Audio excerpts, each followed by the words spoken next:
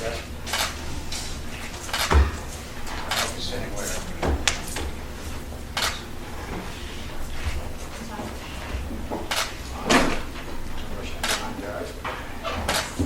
Good.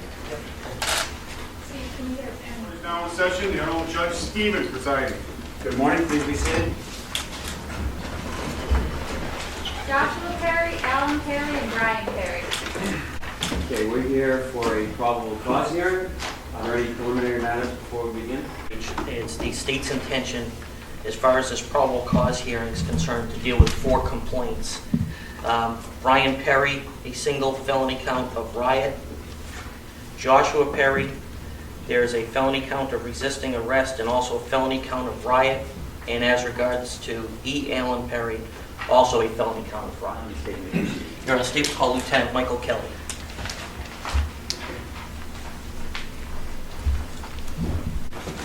Please raise your right hand. Do you swear the testimony you're about to give will be the truth, the whole truth, nothing but the truth, so help you God? Please have a seat. State your name and spell your last name for the record. Michael Kelly, Kelly. Lieutenant Kelly, how long have you been employed as a full-time police officer in the state of New Hampshire? I'm in my 19th year. And how long have you been employed with the Salem Police Department? I'm in my 12th year. What is your present rank? Lieutenant. And on the afternoon of June 16th of 2014, in the time period of about 1:30, 2 o'clock that afternoon, where were you and what kind of shift or assignment did you have? I was working a paid detail at Canobie Lake Park for security. As a result of your working that day, did you come to be familiar with the Perry family? Yes, I did. And did you come into contact with Joshua Perry? Yes. For the sake of the court's record, do you see a Joshua Perry present in the courtroom today? Yes, he's the defendant to the left in the orange jumpsuit. And the person you're referring to, is that next to Attorney Sam Terrell at this side table? That's correct. Did you come into contact that day with an E. Alan Perry? Yes, I did.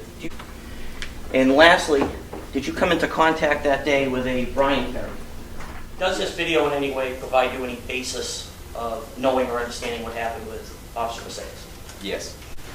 That's E. Alan Perry. The biggest guy with the sunglasses on. Yeah, with the beard. So right here, what's happened? We go to place him under arrest. He immediately set the floor away from us.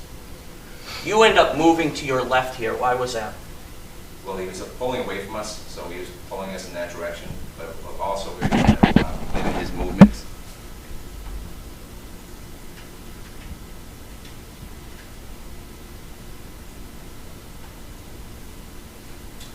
The person on the right, what does he do here?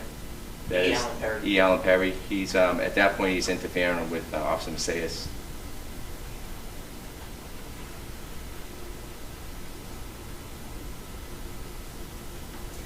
This is essentially where you and Officer Macias separate, is that correct? That's correct. What do you do at this point going forward? At this point, I'm still trying to control Joshua. He's still actively resisting, pulling his arms away from me, trying to get away from me. And are you trying to lean him up against some type of wall or something there? Yes, that's guest services wall. Actually, you can see the sign for guest services above. Are you doing or saying anything to him? Tell him to stop resisting. And does he submit to what you're asking or telling him to do? No, he does not. How do you end up getting him into custody?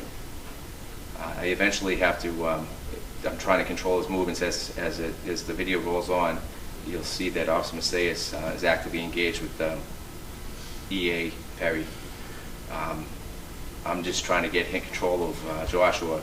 At that point, I determined that I have to take him to the ground to control his movements because he's trying to get away from me. So how did you get him to the ground? I did like a hip toss or grabbed him by I think I grabbed him by the head or grabbed him by the shoulders and flipped him with my hip. So when you flipped him, did you go down also? I did. So what happens here? Is he resisting there? Yes, pulling away. He's pulling away there. Yes, he is. Okay. And then where does he go? He continues to pull away from us. He goes into a wall, right? Yeah, we're trying to control his movements. Okay. Now here, both of you, this is you on the left here? That's correct, yeah. Okay. And this is Melissa's. And this is Josh. Yeah. This is Gordon. Yeah. And this is E. Alan Perry, right? Yep. Is he threatening in any way at this point? Yeah, he's interfering with the arrest. Okay, I guess that's what I want to ask you about. How is he interfering? What's he doing? He's coming up on the back of the officer in a manner that could be, the officer's gun is right next to where his arm is. Does he reach for the gun ever? No, not at this point, no. But it was reached for during the altercation. Injury sustained by Lieutenant Kelly was ancillary to the attempted arrest of Joshua. There's an attempt being made here to try and separate these acts out into separate periods of time. They're not. It's all part of one riotous melee that these guys all engaged in, and they all took part in, acting together as a unit. The injury to Lieutenant Kelly was suffered because that guy won't allow himself to be arrested. Takes 2 police officers to try and force him into custody while he's pulling away, continues to fight with the officer. You can see it on the video. It goes on for a significant period of time to the point that Lieutenant Kelly has to sweep his leg to force him down to the ground to get him into custody. That's when he gets injured. It's not injured because Lieutenant Kelly feels like taking a dive to the ground or because he's riding on the rides and separates his shoulder. He's injured because he's resisting arrest, and he's trying to effect that arrest, and that's how that happens. It is an act all in its totality. You can't parse out his resisting into several different events in time. It all happens together. When we went through this video for all 3 of these defendants, you can see each of them actively engaging the 2 police officers at the same time. It is offensive to make the argument that any of these guys did anything that was in any type of peacekeeping initiative whatsoever. Because if E. Allen Perry wanted to keep the peace, then what he should have done is backed away. And the other son, if he wanted to keep the peace, he should have backed away. Instead, the 2 of them went after uniformed police officers when they had no right to get in their space, to put their hands on them, and there was no defense of others engagement here that was going on. These 2 that jumped in after Joshua was being arrested were attacking 2 cops. That's what happened. They were all acting at the same time.